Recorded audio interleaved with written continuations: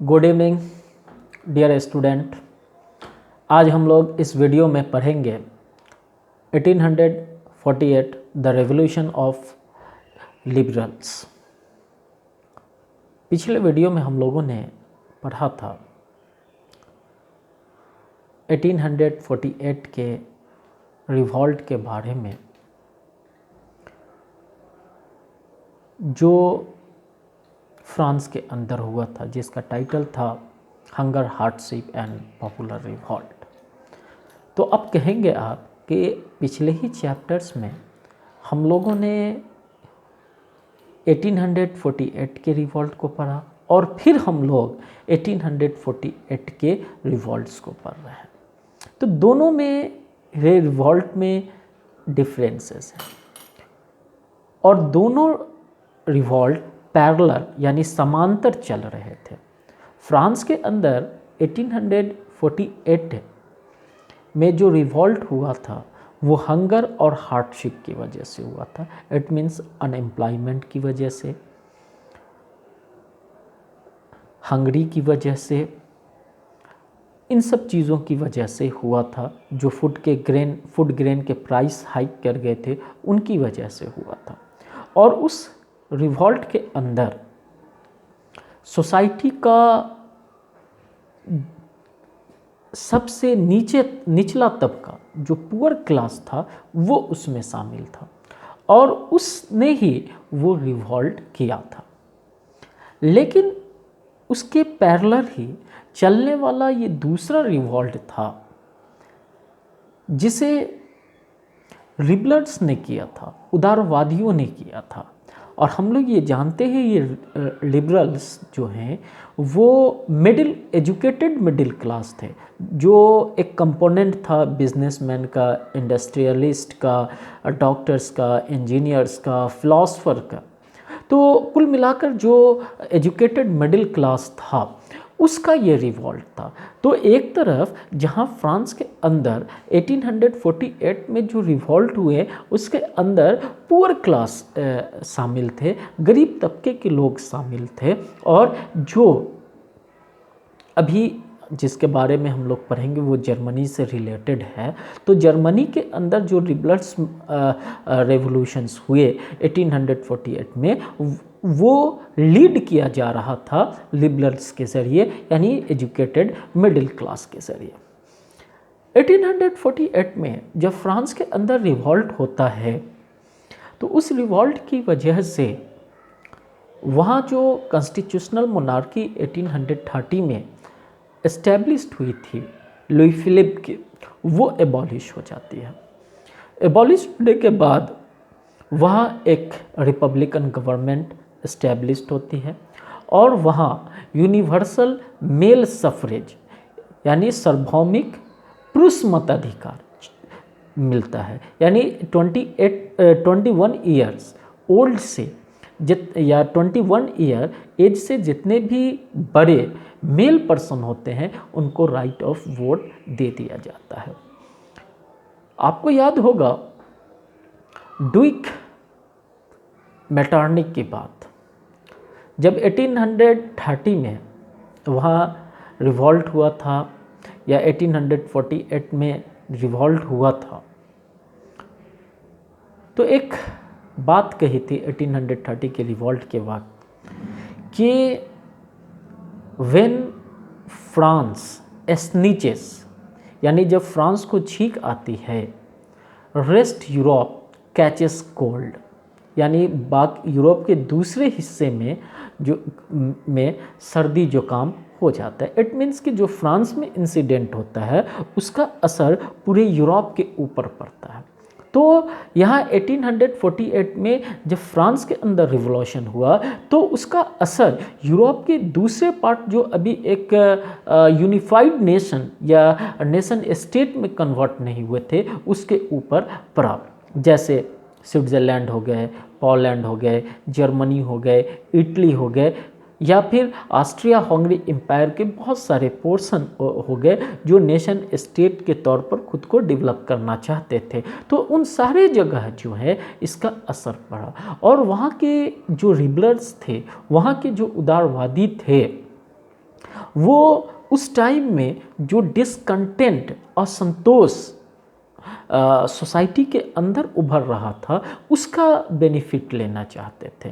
यानी जो popular unrest था उससे वो फ़ायदा उठाना चाहते थे, और फ़ायदा उठाकर जब फ्रांस के अंदर रिवॉल्यूशन हुआ तो इन लोगों ने भी अपने यहाँ इनकी जो डिमांड थी कॉन्स्टिट्यूशंस की, संविधान की, उस डिमांड को तो तेज किया ही, फास्ट किया ही, साथ ही साथ उसके साथ यूनिफिकेशन यानी एकीकरण को जोड़ दिया। इट मीन्स के जैसे फॉर एग्जांपल ले लें कि जर्मनी है, तो जहाँ तो उस टाइम में तो कोई जर्मनी था नहीं, वो पर्शिया एम्पायर के अंदर था, प्रूशिया एम्पायर के अंदर था। तो लेकिन वो लोग चाहते थे कि एक यूनाइट हो, जो जर्मन स्पीकिंग लोग हैं एक साथ मिलकर एक नेशन स्टेट के तौर पर डेवलप करें। तो वहाँ के लोगों ने अब जो अपना कॉन्स्टिट्यूशंस का डिमांड था उसके साथ अब जो है यूनिफिकेशन यानी नेशन स्टेट के डिमांड्स को आगे बढ़ाना शुरू किया, और वहाँ जो है उसके लिए मूवमेंट शुरू किया। उन्होंने डिमांड्स करना स्टार्ट किया कि कॉन्स्टिट्यूशंस के साथ साथ फ्रीडम ऑफ प्रेस भी मिले, फ्रीडम ऑफ मेकिंग एसोसिएशन यानी राजनीतिक संगठन बनाने की स्वतंत्रता मिले। इट मीन्स पहला मांग कॉन्स्टिट्यूशंस, उसके साथ उन्होंने अपने डिमांड्स ऐड किए, फ्रीडम ऑफ प्रेस यानी प्रेस की आज़ादी यानी न्यूज़पेपर छापने की आज़ादी, बुक पब्लिश करने की आज़ादी, इनके डिमांड स्टार्ट की। साथ ही साथ उन्होंने फ्रीडम ऑफ मेकिंग एसोसिएशन यानी राजनीतिक दल यानी अपने संगठन, अपने ग्रुप, अपने ऑर्गेनाइजेशन, अपने एसोसिएशन बनाने की डिमांड्स को अटैच किया, और जो पार्लियामेंट्री प्रिंसिपल होते हैं वो उसके ऊपर बेस्ड था, यानी जो संसदीय सिद्धांत होते हैं वो उसके ऊपर आधारित था। तो इस तरह से जो यूरोप के लिबरल्स थे उन लोगों ने जो है अब अपनी डिमांड्स सिर्फ कॉन्स्टिट्यूशंस नहीं रखा, बल्कि उसके बाउंड्रीज़ को, उसके दायरे को उससे बाहर निकाला, और नेशन स्टेट के डिमांड के साथ अपने नेशन को यूनाइट करने, अपने नेशन के यूनिफिकेशंस के डिमांड के साथ उसे अटैच कर दिया। तो इस तरह की घटना सारे यूरोप के अंदर हुई, लेकिन उनमें से हम लोग जर्मनी के इंसिडेंट को यहाँ देखेंगे कि लिबरल्स मूवमेंट के तहत जर्मनी के अंदर क्या हुआ, और इस चीज़ को समझेंगे कि फ्रैंकफर्ट के अंदर क्या हुआ, किस तरह से उन्होंने कॉन्स्टिट्यूशंस को बनाया, और किस तरह से फिर पर्शिया के किंग फ्रेडरिक विलियम IV ने उसे रिजेक्ट किया। तो जब ये मूवमेंट चल रहा था, पॉपुलर अनरेस्ट चल रहा था, तो जर्मनी के एरिया, जो उस टाइम में जर्मनी नहीं था, पर्शिया किंगडम था, पर्शिया एम्पायर था, उसके अंदर जो डिफरेंट पार्टीज़ के थे लेकिन लिबरल आइडियोलॉजी के थे। आप जानते हैं लिबरलिज्म क्या है? लिबरल क्या है? लिबरल वैसे मिडिल क्लास एजुकेटेड को कहते हैं जिसके अंदर बिजनेसमैन भी थे, इंडस्ट्रियलिस्ट भी थे, फिलोसफर्स भी थे, और भी दूसरे डॉक्टर, इंजीनियर वगैरह थे, जो लोग के पास पैसे तो थे लेकिन प्रिविलेज नहीं थे, तो वो मिडिल क्लास थे। और जो मिडिल क्लास थे वही जो है लिबरल आइडियोलॉजी के थे। तो लिबरल आइडियोलॉजी के अंदर के जो लोग थे उनकी कुछ चीज़ें थी, जैसे वो फ्रीडम के हिमायती थे, यानी आज़ादी स्वतंत्रता के जो हैं वो सपोर्टर थे। कैसी स्वतंत्रता? तो फ्रीडम ऑफ इकोनॉमी, जैसा हम लोगों ने लिबरलिज्म में भी पढ़ा, फ्रीडम ऑफ एक्सप्रेशन, अपनी बात को, अपनी आज़ादी को रखने, यानी economic freedom, political freedom, social freedom, यानी हर तरह की आज़ादी को जो सपोर्टर्स थे वो लिबरल्स थे, वो उदारवादी थे। तो चाहे जिस भी पार्टी का हो, जो लिबरल्स थे उन्होंने ये तय किया कि जो नए नेशंस वो बनाना चाह रहे हैं जर्मनी, उनके लिए एक कॉन्स्टिट्यूशन होना चाहिए। और ये जो था कॉन्स्टिट्यूशन बनाने की प्रक्रिया, वो यूनिफिकेशंस ऑफ जर्मनी का फर्स्ट वेव था, यानी पहली जो है वो शुरुआत थी। तो उन लोगों ने, चाहे किसी भी पार्टी का हो, किसी भी तरह के लोग हों, लेकिन जो लिबरल आइडियोलॉजी के थे उन लोगों ने जो है एक पार्लियामेंट, जिसको ऑल जर्मन नेशनल असेंबली कहते हैं, ऑल जर्मन नेशनल असेंबली के नाम से जाना जाता है, इसके लिए वोटिंग होती है। और वोटिंग होने के बाद एक पार्लियामेंट बनता है जिसको ऑल जर्मन नेशनल असेंबली कहते हैं। इसमें 831 मेंबर इलेक्ट किए जाते हैं। और इसकी पहली मीटिंग फ्रैंकफर्ट उस टाइम में तो पर्शिया किंगडम में था, प्रेजेंट टाइम में वो जर्मनी के अंदर है। तो जितने जो लिबरल आइडियोलॉजी के हैं वो फ्रैंकफर्ट में इकट्ठे होते हैं, इलेक्शंस होते हैं, और 831 मेंबर इलेक्टेड होते हैं, और पार्लियामेंट जो है वो चलती है। ये पार्लियामेंट 18 मई 1848 को स्टार्ट होती है। और इसकी पहली जो मीटिंग है, यानी कह सकते हैं कि पार्लियामेंट जो स्टार्ट है वो फ्रैंकफर्ट में एक चर्च होता है जिसका नाम होता है सेंट पॉल चर्च। इस सेंट पॉल चर्च में इस पार्लियामेंट की पहली मीटिंग होती है। इस मीटिंग का, या कह सकते हैं कि ऑल जर्मन नेशनल असेंबली का मकसद ये रहता है कि वो एक कॉन्स्टिट्यूशन ड्राफ्ट करे, वो कॉन्स्टिट्यूशन ड्राफ्ट करे जिसके सामने सब लोगों को इक्वलिटी मिले, सब लोगों को जो है वो समानता मिले। तो ये लोग जब बैठते हैं तो इस मीटिंग में पार्शा के जो किंग रहते हैं फ्रेडरिक विलियम IV, उनको भी इनवाइट करते हैं और अपना संविधान बनाना, अपना कॉन्स्टिट्यूशंस बनाना स्टार्ट करते हैं। जो कॉन्स्टिट्यूशंस ड्राफ्ट होकर, यानी बनकर जब तैयार होता है, तो उसका मेन फोकस इस बात पर रहता है कि अब जो है किंग जो है उसके पावर को कंट्रोल किया जाए, और ये फ्रेडरिक विलियम को कहा जाए इस कॉन्स्टिट्यूशंस के ज़रिए कि आप ठीक है राजा रहना चाहते हैं, राजा रहे, लेकिन आप जो है इस संविधान, इस कॉन्स्टिट्यूशंस के हिसाब से अपने वर्क करें। इट मीन्स हम कह सकते हैं कि एक तरह से जर्मनी के अंदर, पर्शिया के अंदर, जो आगे चल के जर्मनी में कन्वर्ट होने वाला है, उसके अंदर कॉन्स्टिट्यूशनल मोनार्की एस्टैब्लिश करने की कोशिश की गई। लेकिन जब ये कॉन्स्टिट्यूशंस का ड्राफ्ट पर्शिया के किंग फ्रेडरिक विलियम IV के पास भेजा गया कि आप इसे एक्सेप्ट करें, तो उसने इसे एक्सेप्ट करने से इनकार कर दिया, रिफ्यूज़ कर दिया। क्यों रिफ्यूज़ कर दिया? क्योंकि अगर वो इसे एक्सेप्ट कर लेता तो उसके पावर के ऊपर, उसके जो एब्सोल्यूट पावर है, जो निरंकुश शक्ति है, उसके ऊपर कंट्रोल लग जाता। इसलिए उसने इसे एक्सेप्ट नहीं कर लिया, और एक्सेप्ट नहीं करने के साथ साथ जो अपनी मिलिट्री है उसे अपने कॉन्फिडेंस में ले लिया, और जो पर्शिया किंगडम के अंदर छोटे छोटे राजा थे उन सबको, यानी ऐसे थॉट वाले जो मोनार्कियल फॉर्म ऑफ गवर्नमेंट को अलाइव रखना चाहते थे, उनको अपनी ओर मिला लिया। और मिलाने के बाद जो है इस पार्लियामेंट, यानी फ्रैंकफर्ट पार्लियामेंट का अगेंस्ट करने लगे, और इसको जो है क्या चाहा कि ये पार्लियामेंट डिसॉल्व हो जाए।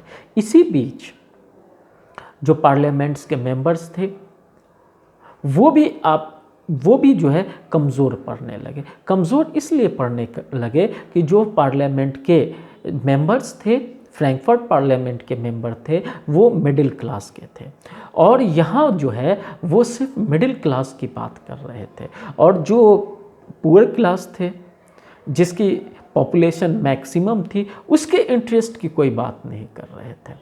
उसके हित की जो है पार्लियामेंट के अंदर कोई बात नहीं हुई, या कोई जो कॉन्स्टिट्यूशंस ड्राफ्ट किए गए उसके अंदर उसे किसी तरह का राइट नहीं दिया गया। तो ये जो एक लार्ज पॉपुलेशंस था वो जो है इस मिडिल क्लास से छिटक गया, और जब इससे हट गया तो इनका जो मूवमेंट था मोनार्की के ऊपर कंट्रोल करने का वो अब वीक होने लगा। और जब वीक होने लगा तो इसी बीच फ्रेडरिक विलियम को मौका मिल गया और उसने फ्रैंकफर्ट पार्लियामेंट को डिसॉल्व कर दिया, और इस तरह से जो फर्स्ट वेव बना जर्मनी के यूनिफिकेशंस के लिए वो फेल हो गया। लेकिन साथ ही साथ अब सवाल ये उठता है, ये जो पॉपुलर मूवमेंट बना चला, पॉपुलर रिवॉल्ट्स हुए, लिबरल्स रिवॉल्ट हुए, तो इसका आउटपुट क्या है? या इसके अंदर सिर्फ जो है क्या कहते हैं मिडिल क्लास के मेल की ही बात हुई?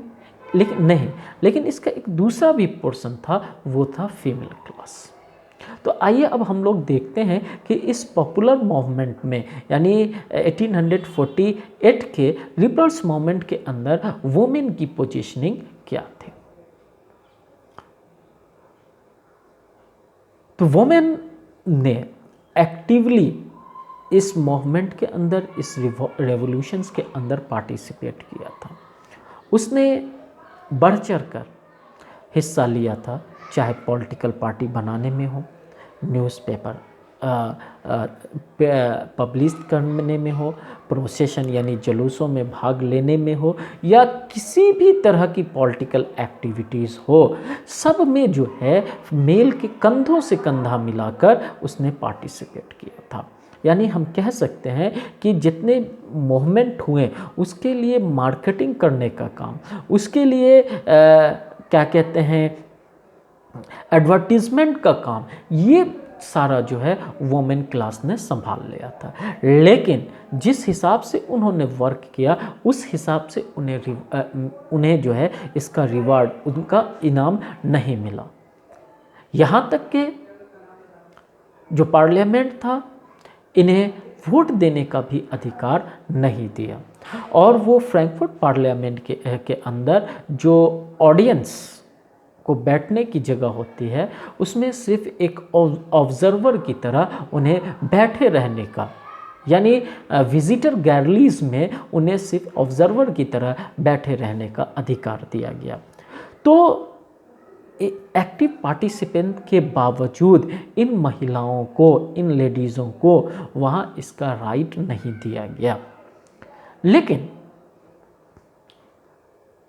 एक दूसरा पहलू भी जो है इस रिवॉल्ट का निकल कर आया, वो ये था कि अब जो मोनार्कियल स्टेट थे, वहाँ के किंग थे, इस बात को समझ गए थे कि अभी जो है हमने किसी तरह सिचुएशन को संभाल लिया है, लेकिन बहुत दिनों तक ऐसी कंडीशंस को हम संभाल नहीं सकते हैं, इस तरह के रिवॉल्ट को हम संभाल नहीं सकते हैं।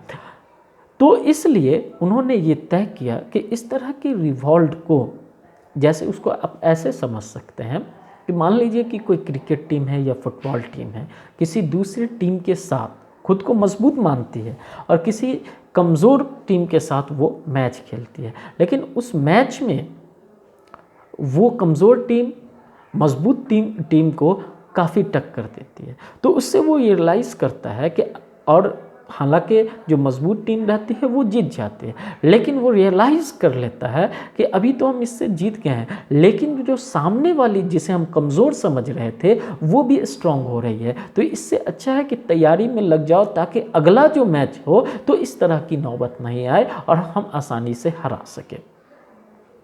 तो ऐसी ही कंडीशन उस टाइम में जर्मनी के अंदर हुआ, या फिर कहे कि जो यूरोप के दूसरे मोनार्कियल स्टेट थे उनके अंदर वैसा हुआ। उन लोगों ने समझ लिया कि अब जो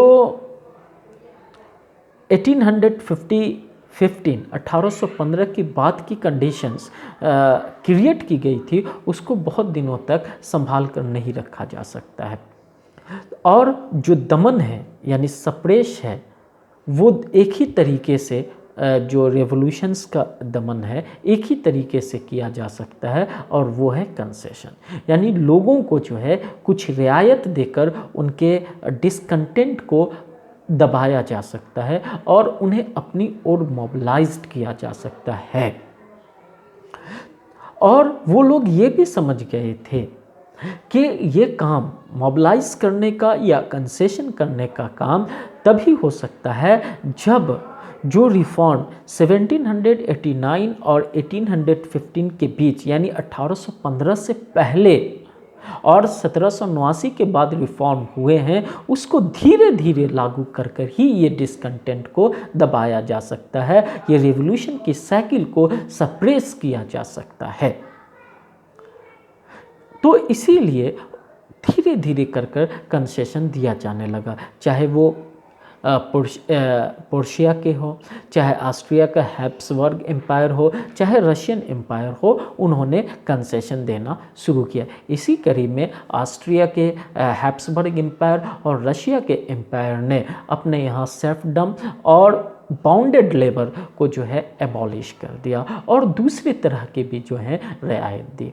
इस तरह से हम देखते हैं कि जो 1848 का रेवोल्यूशंस होता है, रिबलर्स रेवोल्यूशन होता है, उससे जर्मनी का यूनिफिकेशंस तो नहीं हो पाता है, लेकिन यूनिफिकेशंस के लिए एक बेस, एक आधार तैयार कर देता है। ये जो जर्मनी का first wave, unification of Germany का फर्स्ट वेव है, वो अनसक्सेस ज़रूर हो जाता है, लेकिन वो इन फ्यूचर्स में उस यूनिफिकेशंस के लिए ज़मीन तैयार कर देता है।